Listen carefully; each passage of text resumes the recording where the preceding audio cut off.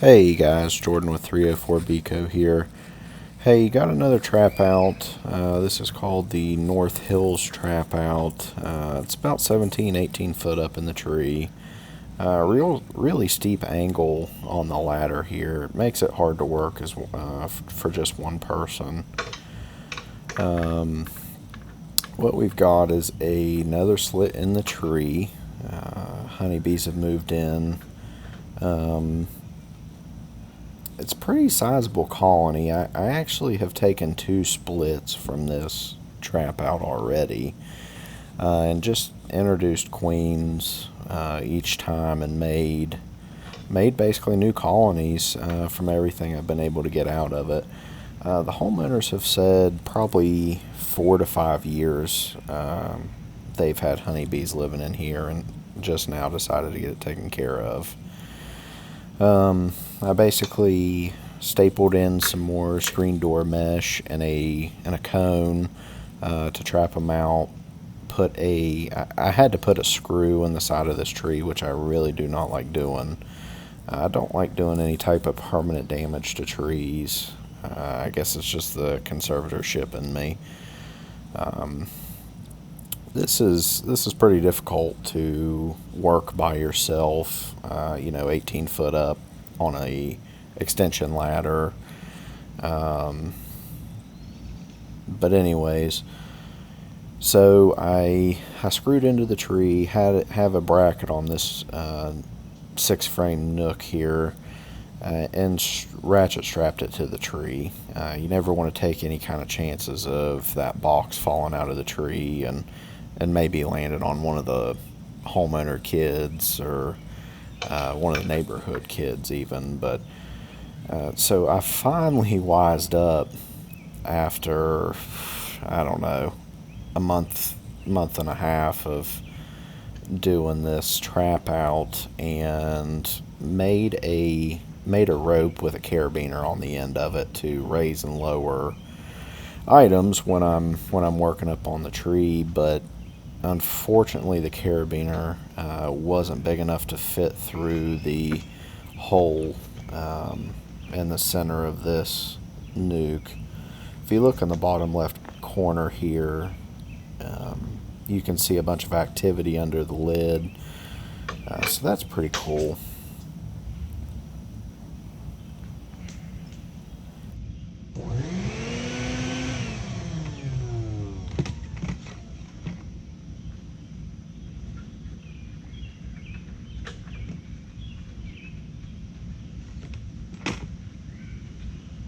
I've got my Craftsman 5 gallon bucket vacuum here that I use for vacuuming up bees, and this thing works tremendously well.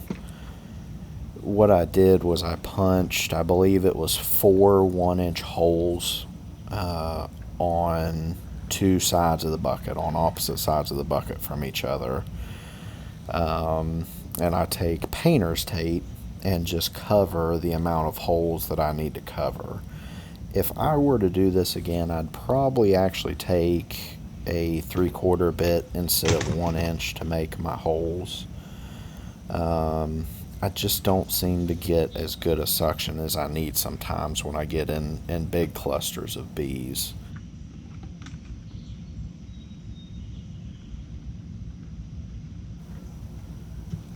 Here I start fiddling with the painter's tape that I just mentioned that I've got covering the holes. I cover 3 out of the 4 to create a good vacuum for that thing to pull against. If you make the unfortunate mistake of not leaving any of them open, the vacuum will actually be too strong for the bees and actually you'll kill a lot of bees. It's just not good. Hindsight's 2020. It's what I guess the famous saying is. I had this vacuum tied off. I should have taken up some slack and actually tied it to the top of my ladder. That way, all I had to worry about was just vacuuming up the bees. But I mean, if you've seen a minute of vacuuming, you've seen a bunch of it. So I'll just go ahead and forward through this part of it. While that's going in the background, I'll just go ahead and apologize. I realize I'm not any kind of videographer or script writer or anything like that. This is the second video I've ever made, and it's been pretty fun so far. I think I'll continue to do this. What you see me doing here is actually clearing the hose. So one side of this vacuum sucks, the other side obviously blows. It's just like any shop vac setup. So when you get too many bees on the inside of it, or try sucking up something you shouldn't, it helps to stick the hose into the blow side of the vacuum to clear out any stoppages or big clusters of bees that really just don't want to go into the bucket with their friends. I know this is my second video wearing a full suit. I don't actually typically wear a full suit unless it's real hot outside and I'm wearing shorts and a t-shirt or a cutoff or no shirt at all, and I just want to jump in the bees real quick. Typically I'm mostly in blue jeans, t-shirt or a long sleeve shirt and a veil. These bees are actually super docile. Every split I've taken from them have been great. I actually don't think I've been stung once from either of the splits I've taken from them. They've been tremendous wax builders though, and I think that's got something to do with them being a quote-unquote wild swarm. These girls are out here fending for themselves day in, day out, whereas kept bees kind of have an easier life. They've always got somebody looking out to make sure they've got enough food or bee bread, and stuff like that. So sometimes you'll get into these wild, again, quote-unquote wild colonies that are real swarmy because it's just a part of their nature. But with just taking splits off and not actually taking the queen on the first two splits, I haven't had that issue at all. But then again, I do try and manage my colonies pretty intensively. I get in them once a week. I'm not to a number yet in my colony count that I struggle to get through all of them in a week, and unless we're just having a bad weather week.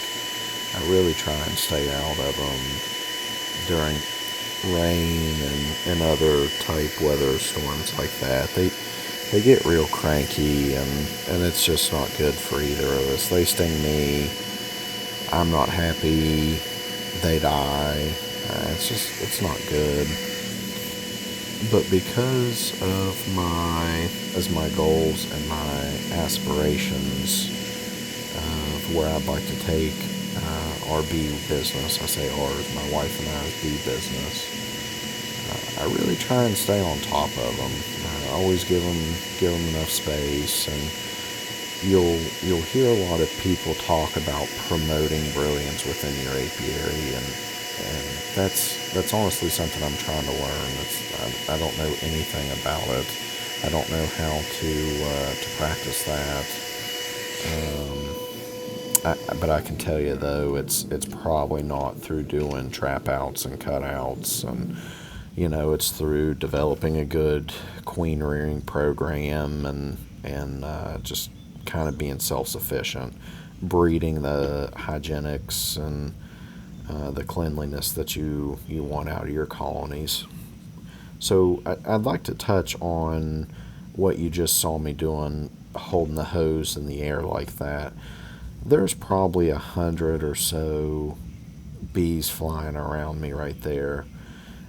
it's the neatest thing. I've noticed if you hold out the hose, they'll actually get close to it, and I assume they're smelling pheromone, the other bees that have gone into the vacuum, and the vacuum just sucks them right out of the air. So I mean, it's in a minute's time. I mean, it's nothing to get 60, 80 bees just sucked right out of the air. They'll just fly right into it for you. It's a box of bees. If you'll notice in the still shot, I've got there the top of the nook. Um, there is a screw in the back of that to keep the lid on. Also, if you haven't noticed before now, take a peep at my camouflage Crocs I'm wearing. Hashtag if you ain't crockin', you ain't rockin'. But anyways, back to business at hand here. That screw was in there to obviously keep the lid on and keep it from flying off in a windstorm if one were to come through and again, God forbid, hit a child. That'd be terrible. But so the awesome news is I finally got the queen. After probably 5.5 weeks of working on this trap out. That's just a spare bar I had in there, a space taker basically. I was hoping they would start drawing from the bottom of it, but they didn't. Funny enough, they actually started to build on the outside of the tree, and that's what you saw me carrying down there. Was I ripped some comb off the side of the tree instead of building it inside the box for whatever reason. But again, so I was able to get the queen. And a lot of people struggle with this, and depending on the application, I do too. It takes a lot of time and determination to get the queen, and sometimes even if you do get the queen to leave whatever she's in, she'll just swarm on you. She'll just peace out. But I think it's this next frame here that I hold it up and realize that I've got eggs laying in the bottom of these cells, and that's when I get real excited.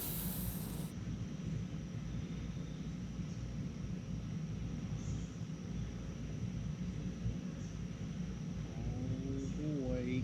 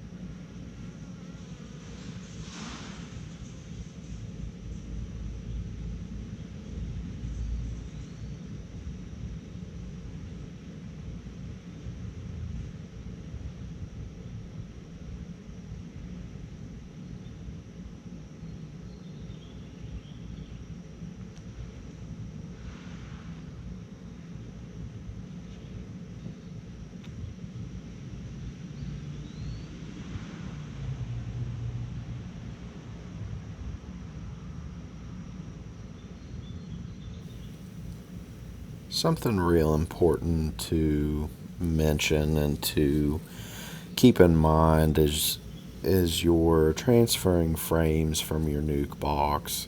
It's no different than if you were to make a split in your apiary um, into a 8 frame or a 10 frame box. I run all 10 frame equipment. You want to keep the orientation of your frames the same. Even if you have a front entrance or side entrance, you still want to keep the orientation of your frames the same. every time. They can get real grumpy. They can actually that can be a cause for swarming.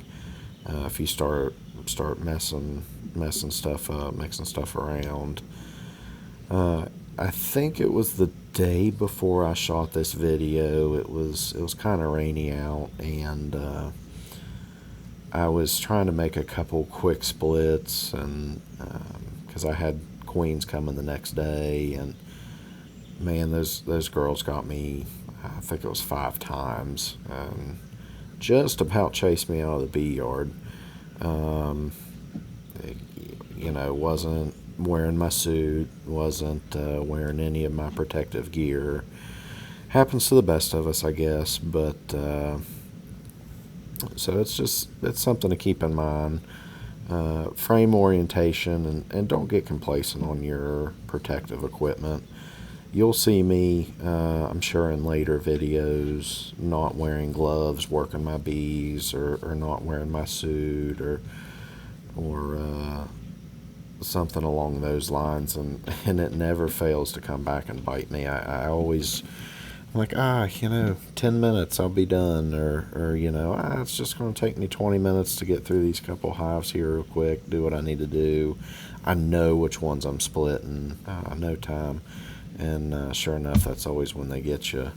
So there you just saw me shake some bees. I'm not particularly fond of that method either. Sometimes you just got to do what you got to do to get them out, though. So they did all come out. Now this is probably the coolest video I've ever got. Watch the bees on the lid there. They smell their queen's pheromone, and they start marching right into the hive. Swarm resets are probably my favorite type videos to watch. Dumping, putting your queen in the box and dumping the full colony in front of the box and just watching them march in. I mean, I could watch that for hours. Truthfully, I probably should have taken the time here, got one of my queen clips from the truck, and gone through until I found the queen, banded her, marked her, for safekeeping to transport to the apiary, because from the yard this colony went to was probably about a 50-minute drive, which is a lot of time. That something could happen. She could get squished, she could get damaged.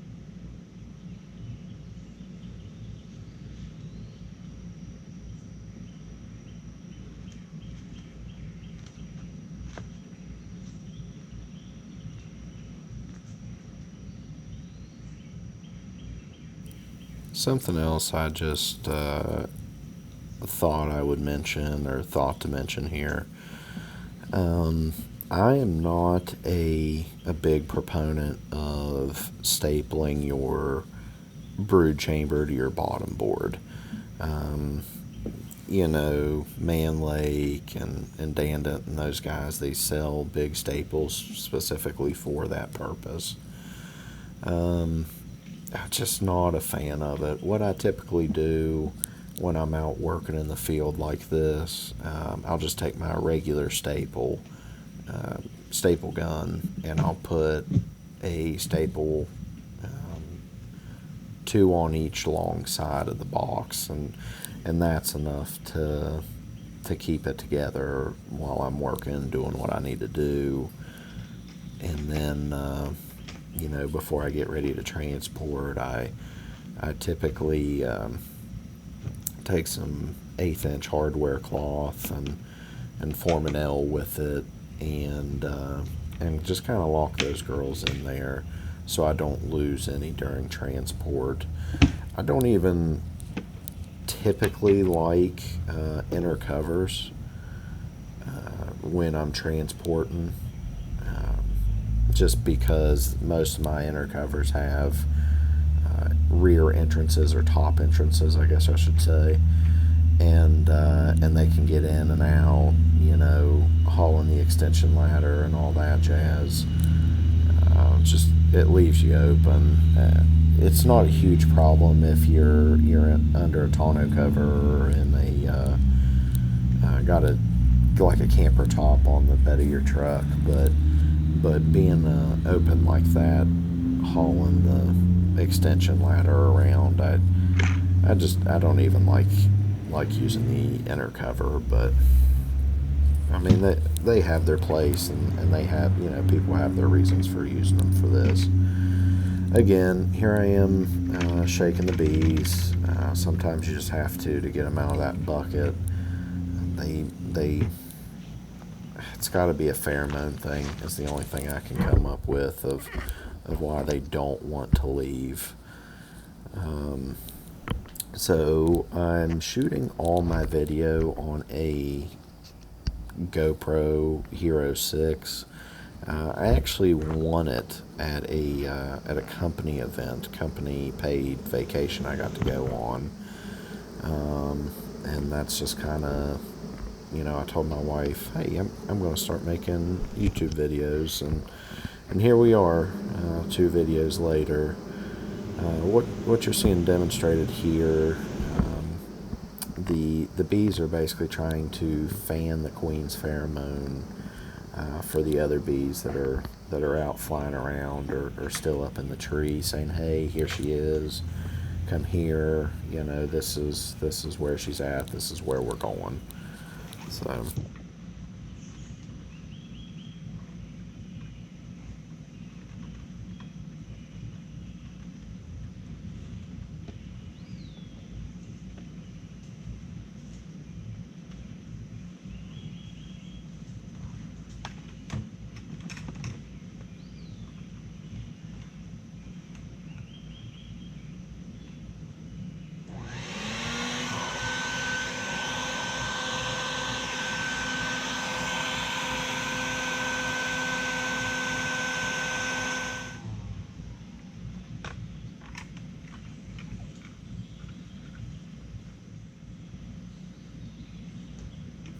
again, when you've saw 1 minute of vacuuming, you've seen it all. It gets real boring. It's like woodworkers and sanding. It's like nails on a chalkboard after a while. Um, so I have no reason to leave all this stuff up now. Now that I've got the queen out, the handful of bees that will likely be there tomorrow will eventually find their way elsewhere.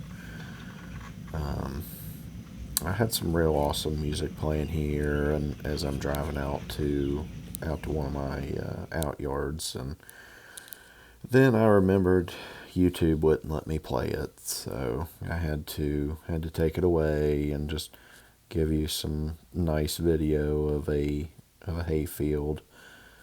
Um, that's that's basically it for this one. Don't forget to like, comment, subscribe. If you got any questions, drop them down below. Thanks, guys.